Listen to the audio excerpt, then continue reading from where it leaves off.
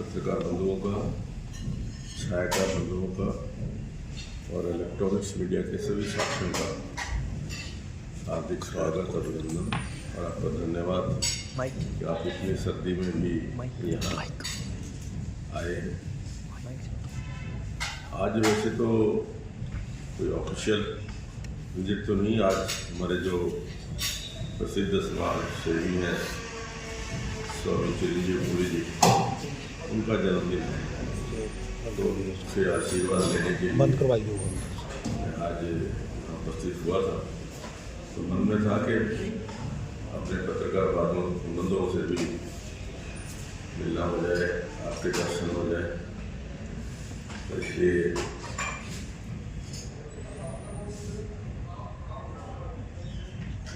हम सब सौभाग्यशाली हैं कि 22 जनवरी को प्रभु रामलला के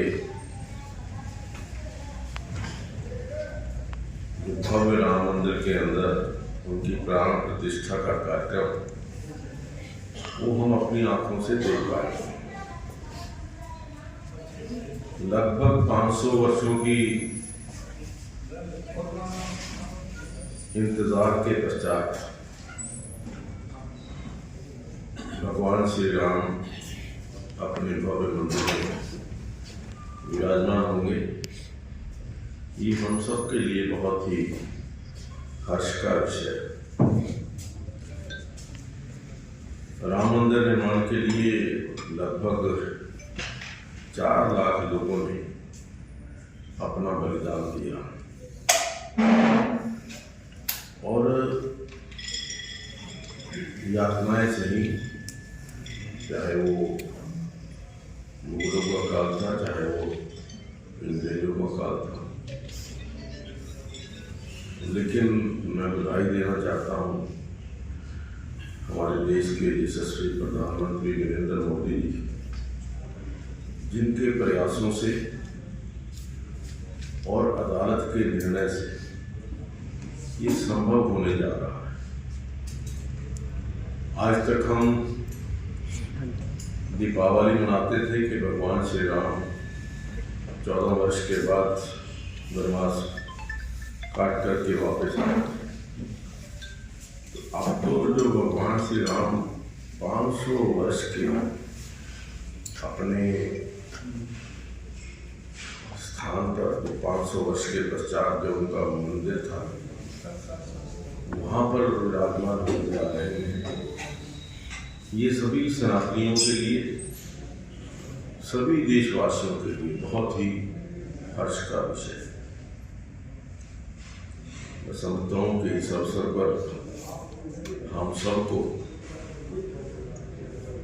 क्योंकि इससे बड़ा कोई दिन हो नहीं सकता और बड़ा कोई दिन हिंदुस्तान की हिस्ट्री में और कोई बड़ा दिन हो नहीं सकता, हम सबको भव्य तरीके से अपने घरों के अंदर लाइटिंग करके, दीपमाला करके ये दिन जो है 22 जनवरी को हमें इसके साथ इसको मनाना चाहिए। और कम से कम 5 दिए हर देशवासी अपने घर के अंदर जलाए, ऐसा मैं सभी प्रदेशवासियों से, देशवासियों से निवेदन करता हूँ। ये जो 22 तारीख को कार्यक्रम होने जा रहा है, उससे पहले हर गांव के अंदर, हर शहर के अंदर सैकड़ों कार्यक्रम भगवान श्री राम की प्रतिष्ठा के अंदर किए जा रहे हैं। तो एक बार मुझे अभी पिछले दिनों गांव के अंदर जाने का मिला। गांव के अंदर जो उत्साह, गांव के अंदर जो लोगों के मन की भावना, एक ही गांव के अंदर 4-4 जगह पर भंडारे, लंगर और जो प्राण प्रतिष्ठा के कार्यक्रम को लाइव बड़ी स्क्रीन लगा करके देखने के कार्यक्रम और जो धार्मिक प्रयोजन है वो बहुत बड़ी मात्रा में किए जा रहे हैं। कहीं पर सुंदरकांड का पाठ है, भगवान श्री राम की कथा का। अभी हमारे यहाँ हिंगार विश्वास जी की जो राम कथा है हो रही है, बहुत सारे कार्यक्रम इसमें हो गए। तो मैं तो सभी से निवेदन करूंगा कि इसमें बढ़ चढ़ करके लोग भाग लें। सर, विपक्ष पार्टियां कहीं इस पे मुद्दा उठा रही हैं तो क्या? मैं तो यही कहूंगा कि विनाशकारी विपरीत बुद्धि। भगवान श्री राम देश के कण कण के अंदर विराजमान है। भगवान श्री राम की पूजा अर्चना करना, इसको एक राजनीतिक रंग देना वो ठीक नहीं है। मैं समझता हूं कि जो भी कोई राजनीतिक पार्टी इसको राजनीतिक रंग देने का प्रयास कर रही है वो सही नहीं, क्योंकि ये एक धार्मिक कार्यक्रम है। विश्व हिंदू परिषद और जो राम जन्मभूमि यहाँ समिति है उसके द्वारा इस कार्यक्रम का आयोजन किया जा रहा है। उसमें लाखों लोगों को वहाँ पर आमंत्रित किया जा रहा है। तो उसमें मुझे नहीं लगता कि वहाँ जाने में किसी को भी कोई संकोच होना चाहिए या कोई हेजिटेशन होनी चाहिए।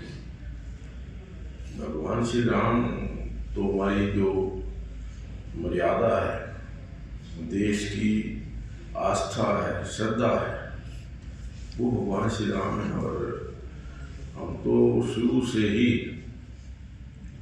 जब से पैदा हुए हैं या हमारे से पूर्वज भी सुबह उठ के राम राम जो बोलने की प्रथा, ये बोलने का जो रिवाज है वो पूरे देश के अंदर है, कोई एक कोने के अंदर नहीं है। मैं समझता हूँ कि भगवान उनको सद्बुद्धि देगा और वो भी जाकर के भगवान श्री राम के दर्शन करें।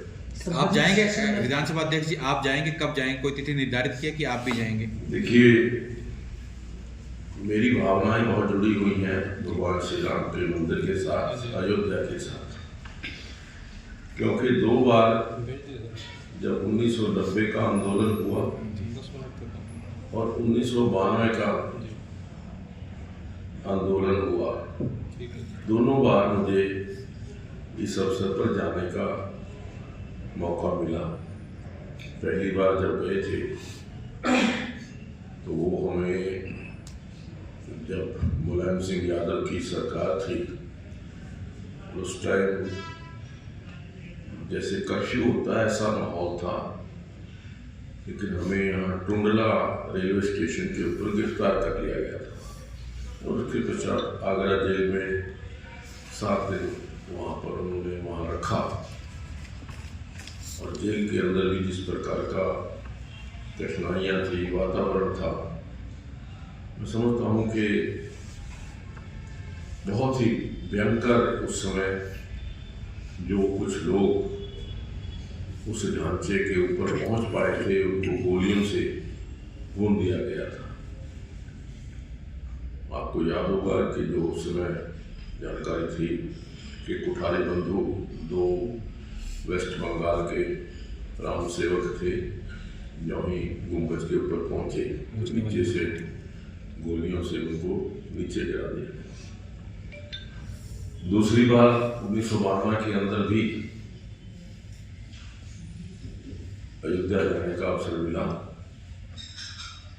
और एक राम सेवक के नाते, कार सेवक के नाते हम 2 बसें लेकर के, मैं क्योंकि उस टाइम अध्यक्ष था पार्टी का तो मेरी जिम्मेवारी लगी थी, 2 बसें लेकर के गए थे। जब कार सेवा का समय आया तो जो उत्साह या जो एक कार सेवकों के अंदर एक, मैं कहूँगा कि मन के अंदर ये था कि आज हमने इसको ढा करके जाना है। और लगभग 10:30 साढ़े 10 बजे थे।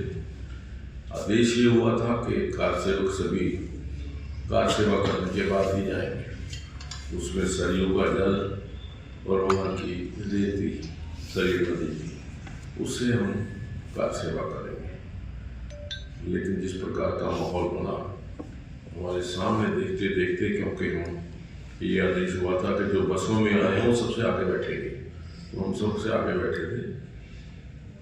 तो कुछ ही देर के बाद कार सेवक उस गुंबजों के ऊपर चढ़ गए और वो पहला गुंबज लगभग 3 घंटे के अंदर, 2.5-3 घंटे के अंदर गिरा। दूसरा जो गुंबज था वो तो लगभग 1.5 घंटे में, और तीसरा गुंबज था वो 1 घंटे के अंदर ही धराशायी हो गया था। और कार सेवकों ने उसके पश्चात ये आदेश हुआ कि सभी कार सेवक जब तक रामलला मंदिर जो उस टाइम तिरपाल के अंदर बनाया गया था, जब तक उसको विराजमान नहीं हो जाते तब तक किसी ने अयोध्या नहीं छोड़नी। तो वो रात के 10 बजे तक ये भी था कि कल्याण सिंह जी की सरकार थी। कल्याण सिंह जी की सरकार की तरफ से आदेश था कि कार सेवकों के ऊपर कोई भी किसी प्रकार से गोली न चलाई जाए। मिलिट्री भी आ गई, मिलिट्री के लोग भी राम भक्त थे, उनका भी सहयोग जो था मिला के। और उसके पश्चात तिरपाल में रामलला को बिठाने के बाद हम वहाँ से रात को ही निकले। और उसके पश्चात फैजाबाद जो एक लंगर लगा हुआ था वहाँ भोजन वगैरह करके रात को ही वहाँ से वापस लौटे। ये था कि वहाँ उसके बाद कर्फ्यू लग गया था, 5-6 दिन का कर्फ्यू था, लेकिन हम कर्फ्यू रात में ही यमुनानगर पहुँच गए थे। तो एक बहुत मन के अंदर खुशी थी और पूरे देश के राम भक्तों के अंदर उस बात को लेकर उत्साह था। तो आज वो जो सपना था जो गंगा के 30-32 वर्ष के पश्चात वो सपना साकार होने जा रहा है, तो इससे ज़्यादा बड़ी खुशी की बात हमारे लिए कोई और हो नहीं सकती। विधानसभा अध्यक्ष जी, आपने कोई तिथि निर्धारित की है जाने के लिए? सभी लोग जा रहे हैं 22 को, हालांकि चलो वहाँ पे माहौल ज़्यादा 22 को नहीं, उसके बाद कोई तारीख आपने निर्धारित की? 9 फरवरी को हरियाणा प्रदेश को वहाँ निमंत्रण मिला है कि हरियाणा प्रदेश के जो राम सेवक हैं, राम भक्त हैं, वो 9 फरवरी को वहाँ जा करके भगवान श्री राम के दर्शन वहाँ करें। विधानसभा से विधायक भी जा रहे हैं, विधानसभा अध्यक्ष है, कैसे प्लानिंग है? सभी मैं तो कहूँगा हम हमारे साथ क्योंकि पूरे हरियाणा में जा रहा है, उसमें विधायक भी जो भी होंगे सब लोग जाएंगे। लेकिन फिर भी अगर कोई और भी, हमने तो कहा है मेरे पास, क्योंकि जो मेरे साथी 1990 में 92 में गए थे उनके भी फोन आया कि एक बार फिर वही लोग जो गए थे उनके आधे तो नहीं रहे, तो लेकिन जो है वो साथ इकट्ठे जाए। तो प्रयास रहेगा कि हम सब मिलकर के भगवान श्री रामलला के दर्शन करें। सर, हरियाणा रोड की बसें चलाई जाएंगी अयोध्या के लिए? मेरा ख्याल बड़ी बसें तो चलेंगी ही, गाड़ियाँ भी जो है स्पेशल ट्रेन का इंतजाम किया जा रहा है, और शायद हरियाणा से भी कोई एक ट्रेन जो है वो अयोध्या के लिए जाएगी। तो ड्राई डे फैसला किया सरकार ने, क्या करें? बिल्कुल एक बहुत अच्छा निर्णय है, क्योंकि भगवान श्री राम का जन्म दिवस है, बड़ा पवित्र दिन है। तो उस दिन हम सब भगवान श्री राम की भक्ति की ओर ध्यान दें। जो भी कोई हमारे अंदर कोई किसी प्रकार की जो नशा है, क्योंकि हरियाणा सरकार ने घोषित किया है कि प्रदेश को नशा मुक्त हरियाणा बनाना है। आदरणीय मुख्यमंत्री जी ने पूरे प्रदेश के अंदर बहुत सारी नए पग उठाए हैं। तो उस दृष्टि से नशा मुक्त उस दिन जो है नशा न हो, शराब न बिके, तो बहुत एक अच्छा निर्णय केवल हरियाणा प्रदेश नहीं, बहुत सारे अन्य प्रदेशों ने भी इस प्रकार का निर्णय किया। अशोक तंवर की चर्चाएं हैं कि वो बीजेपी ज्वाइन करने वाले हैं। हमारा लोकसभा चुनाव में वतन नहीं है, तो कुछ असर पड़ने वाला जो पार्टी में आते हैं कि चर्चाएं मनोहर लाल से बैठेंगे। देखिए, ये अभी तक जब तक कोई चीज मूर्त रूप धारण नहीं कर लेती तब तक किसी बात के बारे में कोई कहना, क्योंकि अभी कोई ऐसी जानकारी कम से कम जो पुष्ट जानकारी है वो हमारे पास नहीं। आम आदमी पार्टी तो डूबता जहाज हो गया, बड़े बड़े नेता छोड़ के जा रहे हैं, दावे करते हैं। आम आदमी पार्टी पहले भी आपने पिछले चुनाव में भी देखा है कि लगभग 90 की 90 विधानसभा पे उनकी जमानत जब्त हुई थी या 1% आधा % वोट आए थे। तो पहले भी कुछ नहीं था और अब भी कुछ नहीं। रणदीप सुरजेवाला कह रहे हैं, भाजपा पार्टी पे आरोप लगा रहे हैं, राम के नाम पर राजनीति कर रही है। पहले हरियाणा में दंगे करवाए और अब राम के नाम पर राजनीति कर रही है। 2-3 दिन पहले ही सुरजेवाला कुरुक्षेत्र आए थे। मैंने पहले कहा ना आपसे कि विनाश काले जब विपरीत बुद्धि, तभी ये इस प्रकार के विचार मन के अंदर आते हैं जब बुद्धि है वो भ्रष्ट हो जाती है।